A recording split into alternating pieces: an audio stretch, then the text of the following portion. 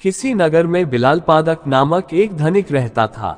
वह बहुत स्वार्थी था और सदाचार के कार्यों से कोसों दूर रहता था। उसका एक पड़ोसी निर्धन परंतु परोपकारी था। एक बार पड़ोसी ने भगवान बुद्ध और उनके शिष्यों को अपने घर भोजन के लिए आमंत्रित किया। पड़ोसी ने यह भी विचार किया कि इस महान अवसर पर अधिकाधिक लोगों को भोजन के लिए बुलाना चाहिए। ऐसे संकल्प के साथ पड़ोसी ने बड़े भोज की तैयारी करने के लिए नगर के सभी व्यक्तियों से दान की अपेक्षा की एवं उन्हें भोज के लिए आमंत्रित किया। पड़ोसी ने बिलालपादक को भी न्योता दिया। भोज के 1-2 दिन पहले पड़ोसी ने चहुआ घूमकर दान एकत्र किया। जिसकी जैसी सामर्थ्य थी उसने उतना दान दिया। जब बिलालपादक ने पड़ोसी को घर घर जाकर दान की याचना करते देखा तो मन ही मन सोचा, इस आदमी से खुद का पेट पालते तो बनता नहीं है, फिर भी इसने इतने बड़े भिक्षु संघ और नागरिकों को भोजन के लिए आमंत्रित कर लिया। अब इसे घर घर जाकर भिक्षा मांगनी पड़ रही है। यह मेरे घर भी याचना करने आता होगा। जब पड़ोसी बिलालपादक के द्वार पर दान मांगने के लिए आया तो बिलालपादक ने उससे थोड़ा सा नमक, शहद और घी दे दिया।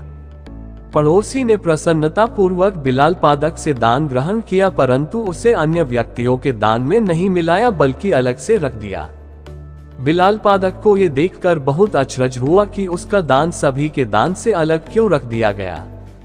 उसे ये लगा कि पड़ोसी ने सभी लोगों के सामने उसे लज्जित करने के लिए ऐसा किया ताकि सभी ये देखें कि इतने धनी व्यक्ति ने कितना तुच्छ दान दिया है।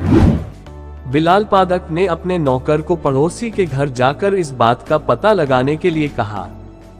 नौकर ने लौटकर बिलालपादक को बताया कि पड़ोसी ने बिलालपादक की दान सामग्री को थोड़ा थोड़ा सा लेकर चावल, सब्जी और खीर आदि में मिला दिया। ये जानकार भी बिलालपादक के मन से जिज्ञासा नहीं गई और उसे अभी भी पड़ोसी की नीयत पर संदेह था। भोज के दिन वह प्रातः अपने वस्त्रों के भीतर एक कटार छुपाकर ले गया ताकि पड़ोसी द्वारा लज्जित किए जाने पर वह उसे मार डाले। वहां जाने पर उसने पड़ोसी को भगवान बुद्ध से यह कहते हुए सुना, भगवान, इस भोज के निमित्त जो भी द्रव्य संग्रहित किया गया है वह मैंने नगर के सभी निवासियों से दान में प्राप्त किया है। कम हो या अधिक, सभी ने पूर्ण श्रद्धा और उदारता से दान दिया, अतः सभी के दान का मूल्य समान है। पड़ोसी के ये शब्द सुनकर बिलालपादक को अपने विचारों की तुच्छता का बोध हुआ और उसने अपनी गलतियों के लिए सभी के समक्ष पड़ोसी से क्षमा मांगी।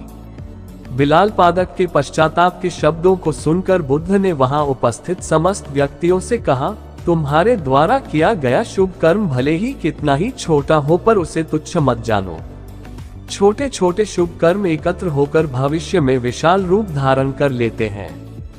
दोस्तों, कहानी अच्छी लगी हो तो हमारे चैनल को सब्सक्राइब करें, एक लाइक करें ताकि हम ऐसे ही कहानी आपके लिए लाते रहें।